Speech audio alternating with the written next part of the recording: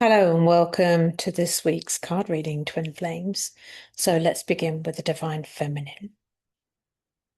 First card I pulled was the Creativity card. Um, I love this. I'm just getting the feeling this week that it's about allowing that creative energy to flow. Creative energy is also your sexual energy. So it's really important, especially if you're not in your union, to allow that energy to continue to move through you. And creativity is one of the perfect ways that you can use that energy to help support you in your life. Now, what that's clearly pointing to for me, especially if you're a twin flame who is healing, is to put that energy into your life purpose. So I feel this card is saying, what do you feel that you're here to support with? What do you feel that you're here to offer the world in service? And it's time to really start looking at how you can do that.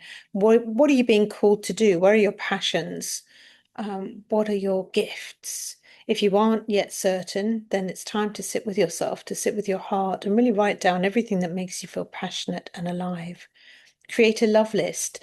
Purchase the Dreams Coming True e-course on Twin Flames Universe website and work with me. You can purchase that, put my name down, and I'll work with you. I'll provide a coaching session for you, and we can use the course to bring out everything that is pertinent to your union specifically. So creative energy is flowing. Next card that comes up for you, Divine Feminines, is the Trauma Wounds card. And we've got a little child there. So perhaps something that goes back to earlier in life. Doesn't always have to be, of course. Trauma can happen at any point. And trauma is not necessarily big events. Trauma is really an event that happens in your life, a situation where you can't process it properly. It doesn't compute, if you like. And emotionally, you may shut down and you may be unable to allow yourself to feel the feelings that connect to that trauma for one reason or another. So if trauma wounds are coming up, it's time to be very, very compassionate. Seek the appropriate support that you need. Go and speak to a doctor. And of course, if you are receiving ascension coaching, although ascension coaching just really works with your feelings and helps you move through them, we're not medical professionals, of course, but we can help you process and feel your feelings so that you can gently allow love to return to those places that feel traumatized. And of course, we do have mind alignment process, which can help you locate that specific kind of glitch, if you like, that causes trauma. And they can help you with these beautifully safe techniques to, again, bring peace and relief in those spaces too. So, yeah, strong feelings may be coming to the surface. Don't be afraid and get support if you need it to work through those feelings. And the last card, which I think is very appropriate, abundance. So when we allow the energy to move, we release stuckness and creativity and bringing love into those places of stuck energy that might be experiencing trauma still or difficult feelings. That's when abundance can flow because abundance is really just the energy of love after all. So when you feel more loved, like the woman on the card, she's feeling pretty happy, then of course everything flows so much better. Alignment is really what we're looking for. And alignment simply means connection to your truth, to your divinity, to love itself. And that's where we find everything we could possibly want. It's already there within you. It's just up to you to use the healing tools to align to love. Perfect. Now let's take a look at the divine masculine energies for the week. And we start, first card is unworthy. And this is an energy that's been coming up, certainly for me, a lot lately, even though um, I would say I was not aware of that unworthy energy. And whether it is unworthiness or worthiness coming up, divine masculines, you feel into your heart and see what you're moving through. If it is unworthiness, it is really a feeling of not feeling good enough, maybe feeling that you lack worth or value. And of course, you can heal that with the mirror exercise by loving yourself. And if it is worthiness, then you're really moving into a new phase of knowing your worth, of being sure of your worth, of knowing that you are divine, more aligned. So let's see what the other cards are so we can pull together a picture of what might be going on this week. Oh, okay, next card is ego. So this is kind of, again, pulling me in two directions. I think one is either you're maybe in your ego, which means you're in separation consciousness, letting ego run the show. But as it's coming up with the worthiness card, I also feel that there could be some of you out there who are just very much clearer about when ego is speaking, when ego is pulling you down, pulling you out of that worthiness. And so it's really, and that is the journey, right?